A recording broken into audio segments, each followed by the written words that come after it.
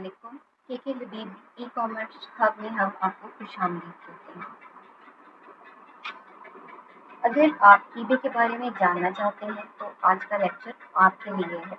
हमारी वीडियो को लाइक करें, चैनल को सब्सक्राइब करें और ताकि आपको हमारी आने वाली वीडियोस मिल सकें और कमेंट्स में बताइए कि आपको हमारी वीडियो कैसी लगी।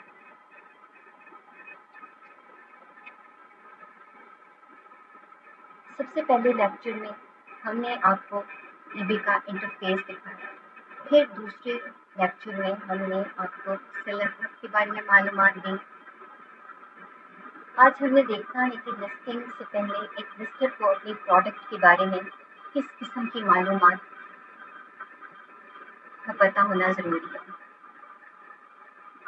कस्टमर आमतौर पर ऐसी लिस्ट से प्रोडक्ट खरीदते हैं जिसमें क्लैरिटी हो, उसमें दी गई मालूमात पर उनका ट्रस्ट हो, यानी कस्टमर को पता हो कि इस सेलर को अपनी प्रोडक्ट की बारे में पूरी मालूमात है। इस तरह सेलर को भी अपनी चीज़ को लिस्ट करने से पहले अच्छी तरह पता होना चाहिए। अगर मार्केट में कोई मिलती जुलती प्रोडक्ट सामने आ जाए तो बतौर एक लिस्टर आप ये डिफ्रेंशिएट कर सकें कि आपकी प्रोडक्ट और आपके कंपेटिटर की प्रोडक्ट में क्या है।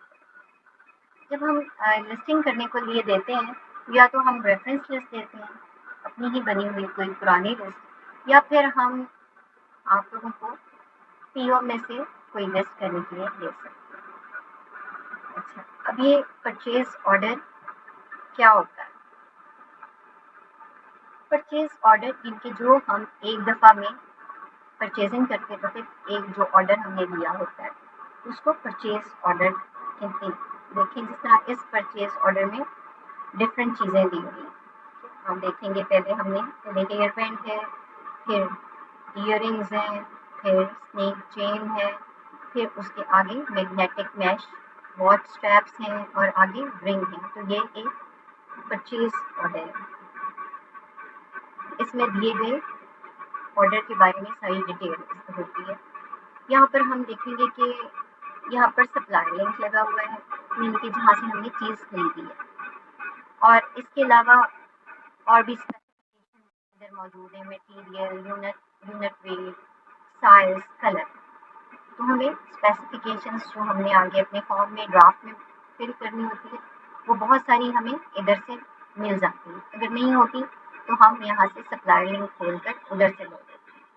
इसके अलावा इधर इमेज लिंक भी लगा होता है, ये भी बहुत ज़रूरी है। ये हमें चीज़ की सही तस्वीर जो है इधर से हमें अपने सप्लायर से ही ऑथेंटिक मालूमात हासिल हो सकती है। ये तो हमने परचेज ऑर्डर देखा। अब हम आते हैं know your product before listing. This must be done before writing title, description और variation. लिस्टिंग का कोई भी काम करने से पहले हमें इस चीज़ों की मालूमात होना ज़रूरी है। अब इसमें हम आ जाते हैं, पहला पॉइंट जो है बेसिक प्रोडक्ट अंडरस्टैंडिंग है। What exactly this product is? इनके जिस तरह हम ले लेते हैं मेकअप ब्रशेज़ हैं ये हमारे, हमें पता होना चाहिए कि ये चीज़ असल में है क्या, हम किस चीज़ की लिस्ट बनाने जा रहे हैं। जिस तरह इधर हमने मेकअप ब्रशेस को ले लिया, फर्स्ट क्वेश्चन ये हो गया। फिर दूसरा सवाल है what problem does it solve. जिस तरह अब ये मेकअप ब्रशेस हैं, ये क्या प्रॉब्लम सॉल्व करते हैं? तो ये प्रॉब्लम ये सॉल्व करते हैं कि इसको जो लेडीज़ या गर्ल्स यूज करती हैं वो इससे मेकअप अप्लाई करती हैं और इसके अलावा इससे मेकअप ब्लेंडिंग हो जाती है। और इसके अलावा ये एक और प्रॉब्लम भी सॉल्व करता है कि ये पैक ऑफ 10 है। जिस तरह ये पैक ऑफ 10 है, बजाय हमें अलग अलग ब्रशेस लेने के एक दफ़ा में हमें 10 ब्रशेस मिल जाते हैं। तो ये भी ये प्रॉब्लम सॉल्व करता है। और इस तरह और भी चीज़ें हो सकती हैं जिसके बारे में हम डिस्कस कर सकते हैं कि हमारी जो चीज़ है जो हम लिस्टिंग करने जा रहे हैं वो क्या प्रॉब्लम सॉल्व कर रही है। अगर हमारे पास बेशक हमारी प्रोडक्ट्स जेनेरिक हैं, मगर हम अपनी प्रोडक्ट के मुताबिक अपने जो कस्टमर्स हैं उनको इत्मीनान दिला सकते हैं कि जी हमारी प्रोडक्ट बिल्कुल सूटेबल और फिट है। जिस तरह कुछ लोग होते हैं जिनको स्किन एलर्जी होती है और वो इयररिंग्स खरीदना चाहते हैं, तो हम उनको उनकी प्रॉब्लम इस तरह सॉल्व कर सकते हैं कि हम उन्हें फीचर्स बताएं कि ये हाइपो एलर्जेनिक है, एंटी टार्निश है, ड्यूरेबल है और इसे पहनकर उन्हें परेशानी नहीं है। Who is target buy? अब हम मेकअप ब्रशेस के केस में देखते हैं कि जी इसका टारगेट बायर कौन हो सकता है। तो इसका टारगेटेड बायर जो है लेडीज हो सकती हैं, गर्ल्स हो सकती हैं, इसके अलावा प्रोफेशनल मेकअप आर्टिस्ट हो सकते हैं। इसी तरह एक लिस्टर जब लिस्ट करने बैठते हैं तो उसको पता होना चाहिए कि उसकी जो भी प्रोडक्ट है उसका टारगेट बायर कौन है। अब जिस तरह ये चेन्स हैं, चेन्स की सूरत में आप देखेंगे कि ये लेडीज भी पहनती हैं, मेन भी पहनते हैं, ये एक यूनिसेक्स आइटम है। अब आ गया, is it fashion, utility, gift, replacement bye, beauty etcetera. अगर हम ओपिनियंस को, कैटेगरी को, डिपार्टमेंट, डिज़ाइन, फैशन, इन सारे एट्रीब्यूट्स को सही इस्तेमाल करेंगे तो ईबे का एल्गोरिदम और बायर हमको हमारी आइटम सर्च करने में आसानी। If lister cannot answer these questions they are not ready to write down. ठीक है, अभी आप ड्राफ्टिंग करने के या लिस्ट को बनाने के काबिल ही नहीं है अगर आपने पहले से इन चीज़ों पर रिसर्च नहीं की। अब हम आ जाते हैं दूसरे एस्पेक्ट की तरफ, फिजिकल डिटेल। फिजिकल डिटेल में मटेरियल सबसे पहले आता है। ये आइटम स्पेसिफिकेशन में बहुत इंपॉर्टेंट होता है। इसका जानना इसलिए भी ज़रूरी है क्योंकि इसे हम टाइटल में इस्तेमाल करते हैं। जैसे अगर हमारी प्रोडक्ट का मटेरियल स्टेनलेस स्टील है मगर हम गलती से स्पेसिफिकेशन में 9 to 5 स्टर्लिंग सिल्वर लिखते हैं, अगर किसी ने चेक कर लिया और स्ट्राइक कर दी कि इस लिस्ट की स्पेसिफिकेशंस गलत हैं, फिर क्लेम किया कि मुझे रिफंड करें, तो मसला होगा। बाज़ औक़ात लिस्ट काफ़ी पुरानी हो जाती है, इस पर काफ़ी सेल भी हुई होती है, तो ये मसला और भी ज़्यादा हो जाता है। फिर उसके बाद है साइज़ एंड डायमेंशंस। जिस तरह चेन में लेंथ्स हैं, विड्थ्स हैं, पेट हार्नेस में कलर के साथ उसके साइजेस हैं और डायमेंशंस के उसकी ऊंचाई, लंबाई या मोटाई जितनी है उसका भी जानना आपको कि ज़रूरी है। फिर आ जाता है वेट।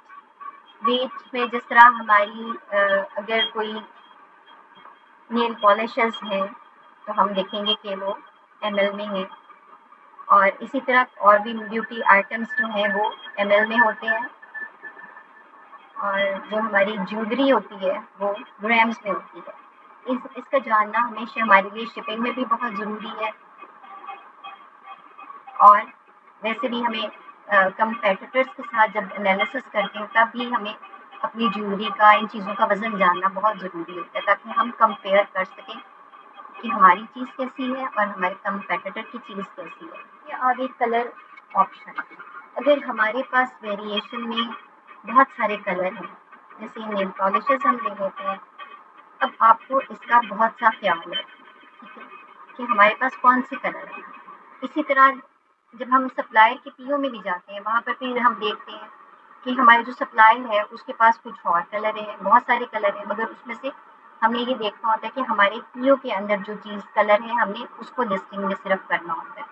और इसी तरह अगर आपके पास बहुत सारे कलर हैं किसी चीज़ के, आपको उनका ख्याल रखना है। अगर आपके पास एक रंग नहीं है और आपने वेरिएशन में गलती से ऐड कर दिया तो ये मसला बन जाएगा, आपकी लिस्ट खराब हो जाएगी। और अगर हम चेन को देखें तो चेन में कई दफ़ा हमारे पास 3-4 कलर्स होते हैं, फिर उनकी उनकी डिफरेंट विड्थ्स होती हैं और डिफरेंट उनकी लेंथ्स होती हैं। तो ये लिस्ट करने से पहले आपको इन सारी चीज़ों का जानना बहुत ज़रूरी है। Finish type.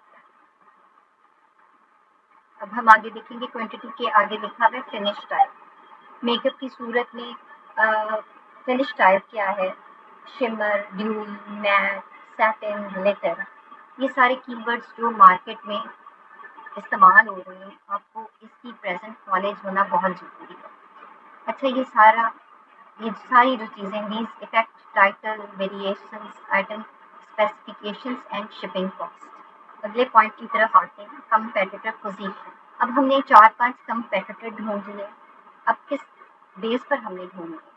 पहले तो हमने देखते हैं कि कंपेटिटर्स है, जो कंपेटिटर सेम प्रोडक्ट बेच रहा है और उसकी सेल भी अच्छी है। अगर आपको सेम चीज़ पर नहीं, सेम प्रोडक्ट पर कंपेटिटर नहीं मिल रहा, तो फिर आप सिमिलर पर जाएंगे, मगर आपकी तरजीह ये होगी कि आपका कंपेटिटर जो है वो सेम आइटम का हो और उसकी सेल्स अच्छी हो। What is average price? फिर हम देखेंगे हमारे 2, 4, 5 जो कंपेटिटर हैं उनकी एवरेज प्राइस क्या बन रही है, उसको ऑब्जर्व कर हम अपनी चीज़ की प्राइस तय करेंगे। What keywords are they using? अब हम लिस्ट करने से पहले जाकर कंपेटिटर निकालते हैं, फिर हम उनके कीवर्ड्स देखते हैं कि मार्केट में इस चीज़ के लिए कौन से अल्फाज इस्तेमाल हो रहे हैं, कौन से अल्फाज हैं जो मार्केट में बिकेंगे। कई दफ़ा इस तरह होता है कि हम अपने कंपेटिटर्स से भी वर्ड्स ले लेते हैं वर्ड्स, और कई दफ़ा हम अमेज़न यूके से भी जाकर देखते हैं कि वहाँ पर इस चीज़ के लिए क्या वर्ड इस्तेमाल हो रहा है। हो सकता है उस कीवर्ड पर ज़्यादा सेल आ रही हो। फिर इसके बाद है कि what images style are top seller using? हमने उनके सेलर्स को भी देखना है और अपनी लिस्ट में उससे ज़्यादा अच्छे इमेजेस देने की कोशिश करनी है। फिर हम देखेंगे कि उनकी सेल्स स्ट्रेटर्जी क्या है, ठीक है, वो कौन सी डिस्काउंट ऑफर दे रहे हैं, मल्टी बाय दे रहे हैं, बाय टू गेट वन दे रहे हैं, पैक्स बनाए हुए हैं। ये सारी चीज़ें हम आगे जाकर डिटेल में स्टडी करेंगे, मगर listing must not be created in isolation. हमारा नेक्स्ट पॉइंट है कीवर्ड अंडरस्टैंड। अब हमने कंपेटिटर्स से कीवर्ड लेने, तो अब हमें पता होना चाहिए कि मेन कीवर्ड क्या होता है। ये चीज़ का मेन नाम भी हो सकता है, ब्रॉड प्रोडक्ट कैटेगरी भी हो सकती है, कोई भी फंडामेंटल उसकी चीज़ हो सकती है। जैसे नीचे मिसाल दी है सिल्वर ब्रेसलेट, ठीक है, या कॉफ़ी मशीन भी हम देख सकते हैं। फिर what is secondary keyword? Secondary keyword, इसमें कोई सपोर्टिंग फीचर या कोई सपोर्टिंग स्पेसिफिकेशन हम ऐड कर देते हैं। जिस तरह हमने इधर मिसाल में देखा एडजस्टेबल सिल्वर ब्रेसलेट, और कॉफ़ी मशीन जिस तरह मैंने आपको बताया था कि मेन कीवर्ड है, उसके साथ हम उसका ब्लैक कलर और उसका कोई मॉडल नंबर भी हम दे सकते हैं, ठीक है, या ब्रांड दे सकते हैं। फिर आगे आ गया what long tail keywords can be use. Long tail keywords वो होते हैं, ये 4 से 5 ऐसे लफ्ज़ होते हैं जिससे पता चल रहा है कि मार्केट में खरीदारों का ट्रेंड क्या है, वो कौन से लफ्ज़ इस्तेमाल कर रहे हैं, ठीक है, चीज़ के मेन नाम के अलावा, उसके सेकेंडरी किसी फीचर के अलावा। जिस तरह नीचे silver plated bracelet for women, या पहले हमने लेक्चर्स में देखा सीशल बीडेड ब्रेसलेट, तो वो सीशल बीडेड ब्रेसलेट जो है वो ऐसे लफ्ज़ हैं जो आपके बायर के सर्च बिहेवियर को मैच करेंगे, जिस तरह title must match buyer search behaviour. अब हमारा नेक्स्ट पॉइंट है शिपिंग इम्पैक्ट।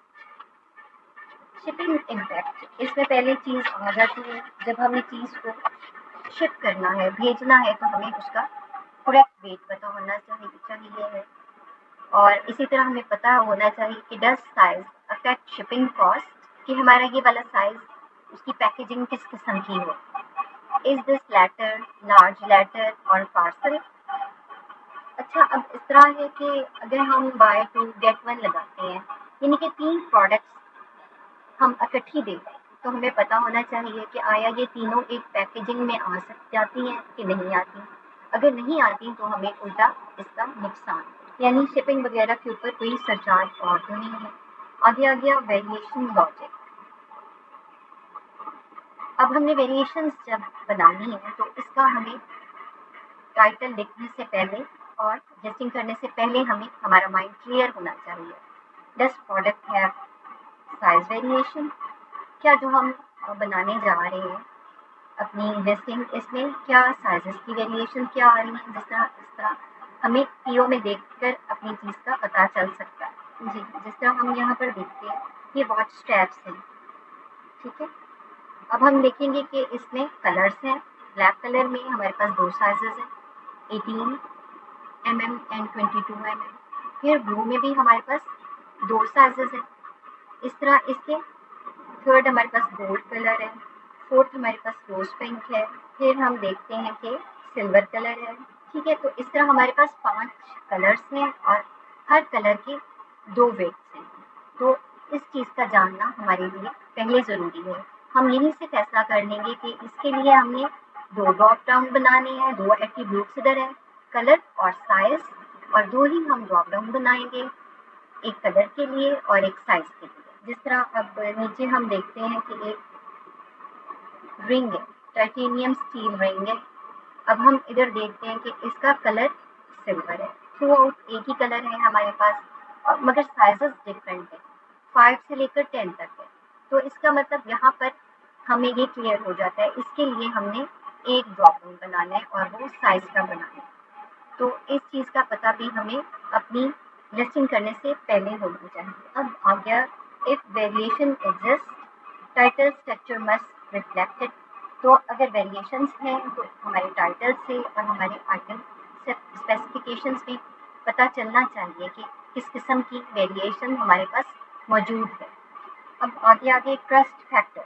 ट्रस्ट फैक्टर में सबसे पहले आता है does product need real image. जैसे अगर हम फाइन ज्वेलरी सचमुच का सिल्वर या गोल्ड बेच रहे हैं तो उसके लिए रियल इमेज लगाना ज़रूरी है।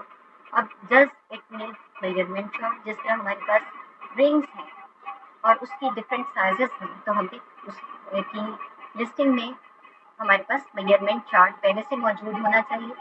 Does it need usage example. अगर हमारे पास कोई इस तरह की चीज़ है जिस तरह पेट हार्नेस है, तो हमने बताना है कि भाई इसको आपने किस तरह आपने इस्तेमाल करना है, या वॉच स्ट्रैप है तो इसके स्ट्रैप को किस तरह बंद होता है, या आपने इसमें किस तरह अपनी वॉच को फिट करना है। एनी कॉमन बायर कंफ्यूजन, जिस तरह उनको समझने की किसी पता आ रही होती कि ये किस तरह हमने पहननी है चीज़, या किस तरह लगानी है। जिस तरह मेकअप के बारे में हो सकता है कि किस वक्त अप्लाई करना है, हम इसको सनलाइट में यूज़ कर सकते हैं कि नहीं कर सकते। तो कोई भी कंफ्यूजन है तो हमें उसको पहले से पता होना चाहिए कि इसका क्या हल होगा, और हम वहीं पर अपने बायर को देंगे। अब फाइनल चेक बिफोर लिस्टिंग, ये हम सबको what is it, who buys it, why the buyers use it, why they choose us, they should not proceed। अब हमें एक लिस्टेड को इन सारी मालूमात का लिस्टिंग करने से पहले पता होना बहुत जरूरी है। उम्मीद है कि आपको हमारी वीडियो पसंद आई होगी। शुक्रिया